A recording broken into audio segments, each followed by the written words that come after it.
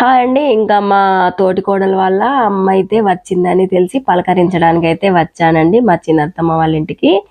ఇంకా మా అత్తమ్మకైతే తమ్ముడు భార్య, మా చిన్నత్తమ్మకైతే అన్నయ్య భార్య అండి. ఇంకా వియ్యంపురాలు కూడా వాళ్ళ కూతుర్ని వీళ్ళ అబ్బాయికి ఇచ్చారు కదండి. ఇంకా మేనమామ కూతుర్లేనండి వాళ్ళైతే.